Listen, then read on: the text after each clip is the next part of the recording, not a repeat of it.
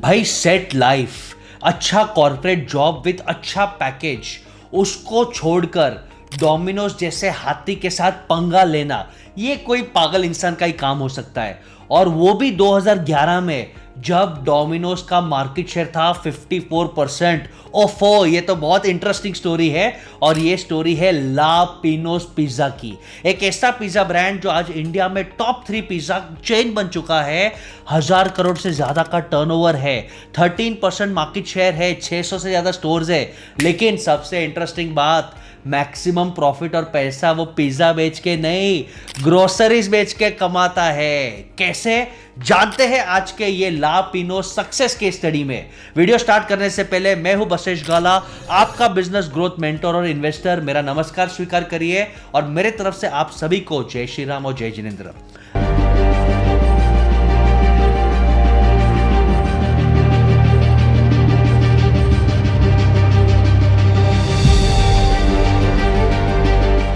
Understand करते हैं। चंडीगढ़ में सनम कपूर भाई साहब का लाइफ सेट था। HCL कंपनी में अच्छा जॉब, अच्छा पैकेज, लेकिन हंगर, चुल थी भाई साहब को कि कुछ साइड हसल करते हैं। और उन्होंने क्या किया, चंडीगढ़ में 120 स्क्वायर फीट का जगह रेंट पे ले लिया। सोचा कि भले हमें इंडस्ट्री के बारे में कुछ भी नहीं आता हो, फूड क्या होता है, फसाई लाइसेंस क्या होता है, कैसे खाना बनाना है, लेकिन उनको पिज्जा का शौक था। तो उन्होंने सोचा कि क्यों ना हम एक साइड हसल करें, जॉब करते करते पार्ट टाइम मैनेज करें कि कैसे पिज्जा बनाकर लोगों को बेचा जाए। और ये करने से सबसे पहला हर एंटरप्रेन्योर को सीखना चाहिए दोस्तों, सबसे पहला उन्होंने किया मार्केट रिसर्च कि भाई पिज्जा किसको पसंद है। तो पिज्जा पसंद है सबको, लेकिन पिज्जा लोग रेगुलरली तब नहीं खा सकते थे। पिज्जा एसोसिएट होता था स्नॉबिश क्लास, प्रीमियम लोगों के लिए 5 स्टार होटल्स में। कुछ दिनों बाद डोमिनोज और पिज्जा हट आए तो पिज्जा का अवेयरनेस और बढ़ा, लेकिन फिर भी उसे प्रीमियम माना जाता था और अपर मिडिल क्लास ही पिज्जा खाते थे।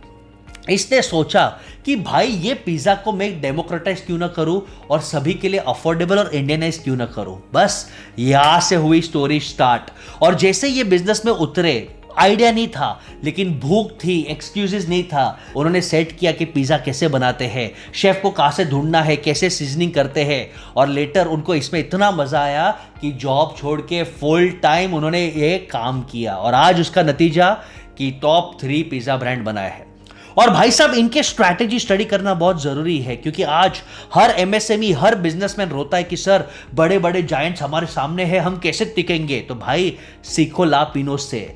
ला पिनोस के स्ट्रैटेजी में 4 बड़े डिफरेंशिएशन है जो हर एंटरप्रेन्योर को बहुत इंसाइट्स देगा। पहला डिफरेंशिएशन, भाई नाम ही रख दिया फॉरेन ब्रांड का। Indians whether we like it और नॉट आज भी गोरे चमड़ी और फॉरेन ब्रांड्स के आशिक है। पीटर इंग्लैंड, नाम सुनते ही हम इंप्रेस हो जाते हैं, लेकिन भाई वो देसी कंपनी है। ऐसे ही ला पिनोस, नाम ऐसा रखा कि लोगों को लगा ये कोई इटालियन, स्पेनिश या ये कोई फॉरेन कंपनी का ब्रांड है, अच्छा रहेगा, टेस्टी रहेगा, ट्रस्टवर्दी रहेगा। ट्राई करते हैं और ट्राई कर करके इनके फैंस बन गए, धंधा चल पड़ा। ये था पहला डिफरेंशिएशन। सेकेंड डिफरेंशिएशन कि भाई आपका ब्रांड पोजीशनिंग और ब्रांड बहुत क्लियर, आपका स्ट्रेंथ बोलना चाहिए। इनके ब्रांड का लिटरल ट्रांसलेशन ला पिनोस का मतलब होता है बिग स्लाइस। अब पिज्जा जो इटाली में बनता है, जहां पे पिज्जा का जन्म हुआ है, वहां के पिज्जा अलग होते हैं। US में पिज्जा अलग होता है और इंडिया में पिज्जा अलग होता है। इंडिया में पिज्जा अब लोग खा रहे हैं ऑफिस में, पार्टी करते हैं, मैच देखते हैं तब, और पिज्जा आता है वही नॉर्मल साइज का, जहां पे लोग 2 स्लाइस खा लेते हैं और तब तक पिज्जा खत्म, लोगों का पेट भी नहीं भरता। जबकि इटाली में, यूरोप में, US में पिज्जा आता है बड़े बड़े स्लाइसिस में। एक स्लाइस खाओ कि आपका ब्रेकफास्ट हो गया, लंच हो गया, डिनर हो गया, इतना बड़ा पिज्जा। ला पिनोस ने सोचा कि ये एक गैप है, क्यों ना हम बड़े स्लाइस वाले पिज्जा लॉन्च करें। इंडियंस ऑफिस में नाश्ते के लिए मंगाए, पार्टी के लिए मंगाए तो एक स्लाइस भी खाए तो पेट भर जाए। और वही स्ट्रेंथ उनके नाम में रिफ्लेक्ट होना चाहिए। ये होता है ब्रांड पोजीशनिंग। उनका नाम बोलता है we are big slice pizza. Third सबसे असरदार कि भाई पिज्जा का मेन्यू देखो तो लिमिटेड है। डोमिनोज है बाहर का कंपनी, पिज्जा हट इंस्पायर्ड है बाहर के कंपनी से, तो उनके मेन्यू में इंडियन ऑप्शंस बहुत कम है। लेकिन अगर आपको पनीर मखनी पिज्जा खाना हो या ऐसे कोई इंडियनाइज मसालेदार, तीखे, लजीज पिज्जा खाना हो, कहां मिलेगा? ला पिनोज में मिलेगा। ये थर्ड इनकी स्ट्रेंथ थी। तो ऐसे मेन्यू को एक्सपांड किया कि आप बड़े बड़े प्लेयर्स के साथ डिफरेंशिएट कर पाए। लोग डोमिनोज में जाते थे और जब ला पिनोज में जाते थे तो उनको बड़े पिज्जा मिलते थे, इंडियनाइज पिज्जा मिलते थे, खुश हो जाते थे। और चौथा प्राइस, इंडिया आशिक है प्राइसिंग का। प्राइसिंग को अगर आपने फेयर रखा तो आपके पास इंडियंस आएंगे और आपको मौका देंगे। भाई उन्होंने स्टडी किया कि डोमिनोज का रेगुलर साइज पिज्जा 500 का है, उन्होंने अपना प्राइस रख दिया 350। भाई कम मार्जिन करेंगे, हमारे ओवरहेड्स कम है, लेकिन कम प्राइस के कारण हम लोगों को खींच पाएंगे। ये मार्केटिंग के कारण ये बहुत ज्यादा सक्सेसफुल हुए, लोग ज्यादा क्वांटिटी में उनके पास जाने लग गए और उनके pizza because of big size, tasty and beautiful pricing चल पड़ी। और जैसे उनका सक्सेस हुआ उन्होंने ब्रांचेस खोले, लेकिन एक दिन ये आदमी थक गया कि मैं अकेला कितना करूं, कितने ब्रांचेस खोलूं। तो एक आदमी ने उनको पूछा, भैया आप फ्रेंचाइजी क्यों नहीं बनाते? फ्रेंचाइजी में आपको खुद का पैसा भी नहीं लगेगा, आपको खुद आदमी भी सेट नहीं करना पड़ेगा, आदमी भी मिल जाएगा, जगह भी मैनेज करेगा, इन्वेस्ट भी वो करेगा, सिर्फ ब्रांड आपका लगाएगा। तो इन्होंने बस फोकस किया फ्रेंचाइजी एक्सपांशन पे और देखते देखते देश के कोने कोने में 600 फ्रेंचाइजीज फैल गए। अब फ्रेंचाइजी करने के लिए यूजुअली कुछ टिप्स मैं आपको देता हूं। एक, आपका ब्रांड मजबूत होना चाहिए। सेकेंड, स्टैंडर्डाइजेशन होना चाहिए। और थर्ड, रेवेन्यू कैसे कमाओगे। तो इन्होंने फ्रेंचाइजी से बोला कि भाई मैं आपको फ्रेंचाइजी देता हूं, मुझे वन टाइम फी दे दीजिए। और बोला कि भाई साहब आपका जितना सेल्स होता है उसका 8% मुझे रॉयल्टी फीस दे दीजिए। यानी अगर दिन का 10,000 का गल्ला हुआ, मेरा 800 रुपया शेयर है जो मंथ एंड पे हिसाब करके मुझे भेज दीजिए। और उन्होंने पूरा ट्रेनिंग कर दिया उनको फ्रेंचाइजी के बारे में कि कैसे चीज लेना है, कैसे पिज्जा बनाना है, कैसे सर्व करना है।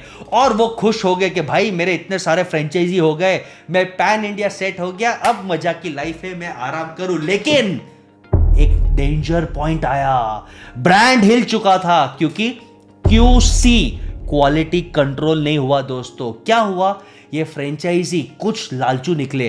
उन्होंने बोला कि भाई ला पिनोज का सीक्रेट हम सीख गए हैं, अब ये बोर्ड निकाल देते, खुद का बोर्ड डाल देते हैं। और उन्होंने पूरा ट्रेड सीक्रेट लेके ला पिनोज को मिसयूज किया। और कुछ लोग ला पिनोज का बोर्ड हटाने से डरते थे कि भाई हमारा धंधा ही चलता है ला पिनोज के बोर्ड से, लेकिन क्वालिटी कंट्रोल में कॉम्प्रोमाइज करेंगे, चीज सस्ता लेंगे, टमाटर सॉस केचप सस्ता लेंगे, ब्रेड सस्ता लेंगे। और इसके कारण ला पिनोज के ब्रांड को हैमर हुआ। डोमिनोज आप बॉम्बे में खाओ या दिल्ली में खाओ, डोमिनोज का टेस्ट 99% सेम होता है, लेकिन यहां पे दिल्ली के एक कोने से लेके दूसरे कोने तक पिज्जा का टेस्ट चेंज होने लग गया क्योंकि क्वालिटी कंट्रोल नहीं था। तो ये मिस्टेक उनसे हो गया, लेकिन एंटरप्रेन्योर लीडर वही है जो अपने मिस्टेक को स्वीकारे, ओपन टू लर्निंग हो और क्विक अडेप्शन और क्विक चेंज करे। भाई ये साहब ने भी यही किया, सनम साहब ने भी यही किया। उन्होंने क्या किया, स्ट्रिक्ट क्वालिटी कंट्रोल डाल दिया, एक रूल रेगुलेशन डाल दिया कि हम आपके फ्रेंचाइजी स्टोर को ऑडिट करेंगे, आपको रॉ मटेरियल सिर्फ हमसे ही लेना पड़ेगा, हम स्टैंडर्डाइज आपको ब्रेड देंगे, चीज देंगे, आपको फ्रेश वेजिटेबल्स भी देंगे, जिसके कारण क्वालिटी कॉम्प्रोमाइज न हो। लोगों ने थोड़ा आर्ग्यूमेंट किया कि हमारे मार्जिन नहीं है, तो उन्होंने बोल दिया भाई रॉयल्टी फी 8% नहीं 4% देना, मार्जिन कम कर रहा हो, लेकिन रॉ मटेरियल मेरे से लेना, नहीं तो बोर्ड हटा दो। वो कॉन्फिडेंस था अपने ब्रांड में और उन्होंने रीबूट किया और फ्रेंचाइजी और ब्रांड स्ट्रांग हो चुका है। तो क्वालिटी इश्यूज को सॉल्व किया और नेक्स्ट लेवल पे मार्केट में उन्होंने और एक गैप ढूंढा कि इंडिया में मेजर लोग आज भी वेजिटेरियन है और कुछ वेजिटेरियन लोग इतने सेंसिटिव है कि वो भाई जहां पे नॉनवेज बनता है वहां से वो खाना मंगाते नहीं है। खास करके त्योहार के दिन पे, जब भी दशहरा हो, दिवाली हो, कोई फेस्टिवल हो, श्रावण का शुभ महीना चल रहा हो, तभी के टाइम पे उन्होंने ये अपॉर्चुनिटी को देखा और प्योर 100% वेज आउटलेट्स भी लॉन्च किए। और वो आउटलेट्स में नो अनियन नो गार्लिक के ऑप्शंस भी लॉन्च किए, जिसके कारण जो धार्मिक स्पिरिचुअल लोग हैं और जो जैन लोग हैं पे अनियन गार्लिक को अवॉइड करना चाहते हैं क्योंकि वो तामसिक है और खुद सात्विक रहना चाहते हैं, वो भी ये पिज्जा का लाभ ले सके। यानी ये अपॉर्चुनिटी इन्होंने ग्रैब किया। आज 12 to 13% मार्केट शेयर इनका हो गया है। हर एंटरप्रेन्योर को सीखना चाहिए कि पहले मार्केट रिसर्च करो, डिफरेंशिएशन करो, मिस्टेक्स होती रहेगी, मिस्टेक्स को ओवरकम करो और ग्रो करते जाओ। 1000 करोड़ का ब्रांड बन चुका है ला पिनोज, उसको सलाम। आपके थॉट्स बताइए कि आपको ये केस स्टडी से क्या सीखने मिला। और क्या आपको लगता है ला पिनोस इंडिया का नंबर 1 ब्रांड बन सकता है? क्योंकि आज उसकी नजर अब फॉरेन एक्सपांशन पे है, नेपाल श्रीलंका ऑलरेडी खोल चुका है। तो क्या ला पिनोस इंडिया का डोमिनोज बन सकता है और वर्ल्ड वाइड एक्सपांड कर सकता है? इसका थॉट जरूर हमें कमेंट्स में बताना। सी यू नेक्स्ट टाइम।